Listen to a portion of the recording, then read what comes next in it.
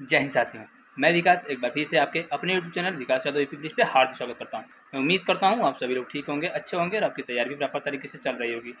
आज जो सबसे अहम मुद्दा है, आज जो सबसे बड़ी चीज़ है, वो है आपकी उत्तर प्रदेश लेखपाल के एग्ज़ाम के बारे में, परीक्षाओं के बारे में कि परीक्षाएँ कब होंगी, क्या है संभावित तिथि, क्या रहेगा परसेंटाइल, क्योंकि अभी तक परसेंटाइल को फिक्स नहीं किया गया है, जिससे कि सभी साथियों में जितने भी मेरे साथी हैं, चाहने वाले हैं, जानने वाले हैं, वो काफ़ी परेशान हैं परसेंटाइल को लेकर।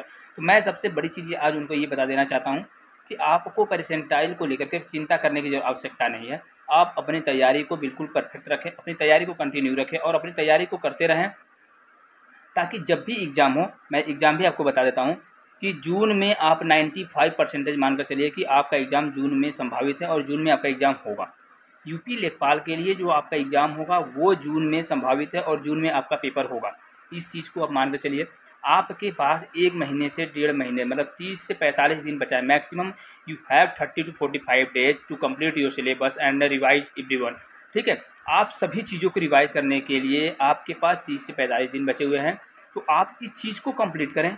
अपना जो सिलेबस है, क्या प्रैक्टिस सेट करना चाहिए, कौन से प्रैक्टिस सेट से आप बेहतर कर सकते हैं, मैथ्स में आप कितना बेहतर करें, कितना स्कोर मैक्सिमम करें मैथ्स क्योंकि आपका एक भी क्वेश्चन गलत नहीं होना चाहिए।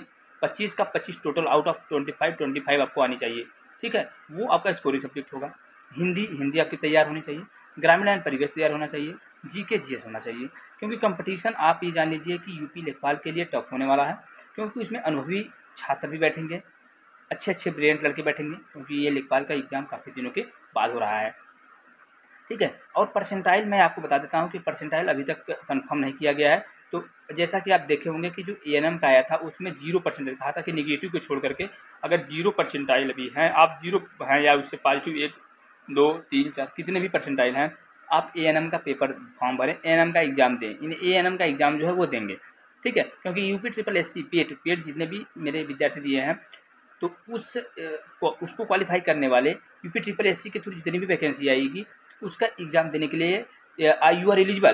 तो ये चीज़ आपको क्लियर करनी है कि क्या परसेंटाइल से आपको कोई समस्या क्रिएट होने वाली है। नहीं सर, परसेंटाइल अभी तक क्लियर नहीं किया गया है और ना ही परसेंटाइल बहुत मैक्सिमम नहीं रखा जाएगा, ये भी आप जान लीजिए।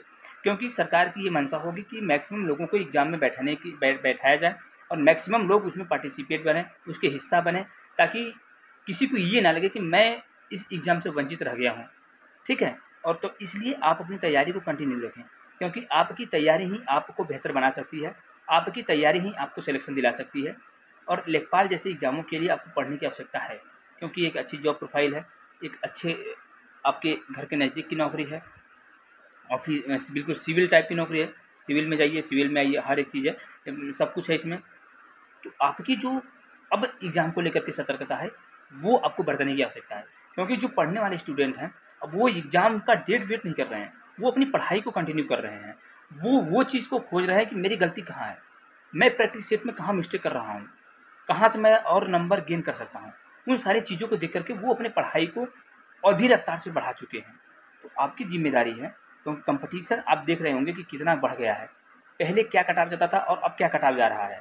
तो कट-ऑफ जाने का रीज़न है, अब टेक्नोलॉजी आ गई है, सभी साथियों के हाथ में स्मार्टफ़ोन है और स्मार्टफ़ोन में यूट्यूब के थ्रू सारी की सारी चीज़ें उपलब्ध हैं। और जो पढ़ना चाहता है, जो कुछ करना चाहता है, वो यूट्यूब से ही कर सकता है, क्योंकि स्मार्टफ़ोन के दो फ़ायदे हैं, नेगेटिव और पॉजिटिव। हमेशा सभी चीज़ों के 2 फैक्टर होते हैं, नेगेटिव और पॉजिटिव। आप उसे किस डायरेक्शन में ले जाना चाहते हैं ये आप पे डिपेंड करता है। अगर आप पॉजिटिव डायरेक्शन में ले जाते हैं, आप बेहतर कर जाएँगे, आप कुछ कर जाएँगे अपनी लाइफ़ में, अपने करियर को बना देंगे।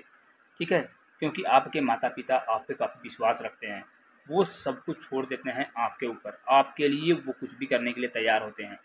उनको बस ये रहता है कि मेरा लड़का नौकरी करे, सरकारी नौकरी करे, ताकि वो भी फ़क्र से उनका सीना चौड़ा रहे। मैंने अगर पढ़ाया लिखाया है, मेरा बच्चा आज, मेरा बेटा, मेरा बेटी आज सक्सेस है, वो भी समाज में कहीं उठ बैठ सकते हैं सम्मान के साथ। ऐसा नहीं है कि सरकारी नौकरी ही करने वाले, आप प्राइवेट, आप जहाँ भी हैं, जिस भी डायरेक्शन में हैं, आप वहाँ बेहतर करें। क्योंकि अगर आप पढ़ाई में हैं तो आपके माता-पिता आपकी पढ़ाई से ही उम्मीद रखेंगे। अगर आप बिज़नेस में हैं तो आपके माता-पिता बिज़नेस से उम्मीद रखेंगे। तो ये आपकी ज़िम्मेदारी है, अगर आप पढ़ रहे हैं तो आपके माता-पिता आपको पढ़ाई से ही उम्मीद रखेंगे। क्योंकि मिडिल क्लास फैमिली और गरीब फैमिली के लिए एजुकेशन ही एकमात्र ऐसा हथियार है जिससे आप कुछ कर सकते हैं अपनी लाइफ़ में। एजुकेशन जो है वो एक ऐसी चीज़ है जिसको डॉक्टर भीमराव अम्बेडकर जी ने भी कहा था, बाबा साहेब ने भी कहा था, शिक्षा वो शेरनी का दूध है जो जितना पिएगा वो उतना दहाड़ेगा। तो आप समझ सकते हैं कि एजुकेशन में कितनी पावर है। शिक्षा ही आपको आपके लक्ष्य तक पहुंचाने में पूरा सहयोग करेगा। तो आपकी जिम्मेदारी है, आप अपने लक्ष्य के प्रति अग्रसर रहें, आप अपनी तैयारी को जांचें, परखें, जहां कमी दिख रही है आप उस कमी को दूर करते हुए आगे बढ़ने की पूरी कोशिश करें।